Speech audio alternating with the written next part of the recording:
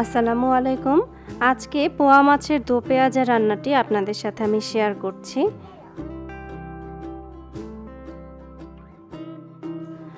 আচ্ছা, প্রথমেই আমি একটি পোয়া মাছ ভালো করে ধুয়ে পরিষ্কার করে পিস করে কেটে নিয়েছি। আর এই রান্নাতে আমি যা যা ব্যবহার করছি, টমেটো দিব আমি 1 কাপ, পেঁয়াজ পাতা নিয়েছি 1 কাপ, আদা বাটা রসুন বাটা হাফ চামচ করে নিয়েছি। শুকনো উপকরণগুলোর মধ্যে আছে হলুদ গুঁড়ো 1 চা চামচ, ধনিয়া গুঁড়া আছে 2 টেবিল চামচ, জিরা গুঁড়া হাফ চা চামচ, আর মরিচ গুঁড়া আছে 1.5 চা চামচ, আর লবণ পরিমাণ মতো। তো আপনারা যদি চান ঝালটা আরও বেশি দিতে পারেন, কোনো সমস্যা নেই।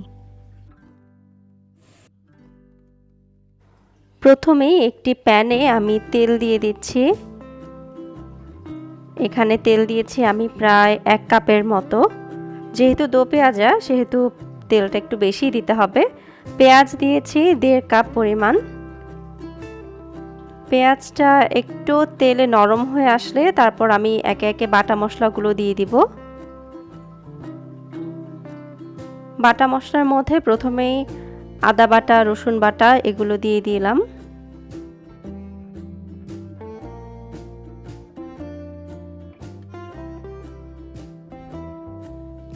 এরপর শুকনো যে মশলাগুলো ছিল সেগুলো সব দিয়ে দিচ্ছি। দিয়ে আমি তেলের সাথে একটু ভালো করে মিক্স করে নিচ্ছি।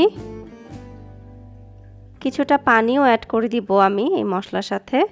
মশলাটা আসলে যত ভালো করে কষানো হবে রান্নার টেস্টটাও কিন্তু তত ভালো হবে। আমি এখানে পানি দিয়েছি প্রায় হাফ কাপের মতো।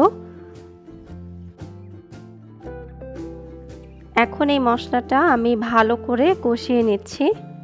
চুলার আঁচটা এক্ষেত্রে মিডিয়াম রেখেছি যাতে পুড়ে না যায়। এখন আমি টমেটোগুলো অ্যাড করে দিয়েছি, যেটা আমি আগেই কেটে রেখেছিলাম। এরপর টমেটোগুলো একটু নরম হওয়া পর্যন্ত অপেক্ষা করব। এরপর মাছগুলো দিয়ে দিচ্ছি।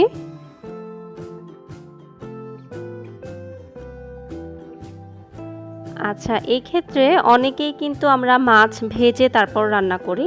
তো এই পোয়া মাছটি যেহেতু সামুদ্রিক মাছ, তাই এই মাছটা না ভেজেও রান্না করা যায়। তো আমি এই মাছটা রান্না করেছি না ভেজে। আপনারা যদি কেউ চান তাহলে ভেজেও রান্না করতে পারেন। সেজন্য আপনি হলুদ মরিচ লবণ এগুলো দিয়েও মাখিয়ে তারপর একটু তেলে ভেজে নিয়ে তারপরেও রান্না করতে পারেন, কোনো অসুবিধা নাই। তবে সামুদ্রিক মাছটা না ভাজলেও হয়, আমি ভেজে নিই। তো মাছটা একটু নরম, আমি একটু পানি অ্যাড করে দিয়েছি।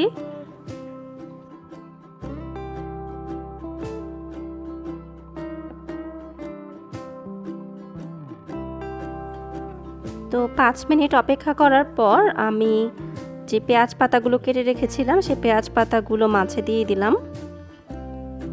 দিয়ে আবার একটু কষিয়ে নিচ্ছি।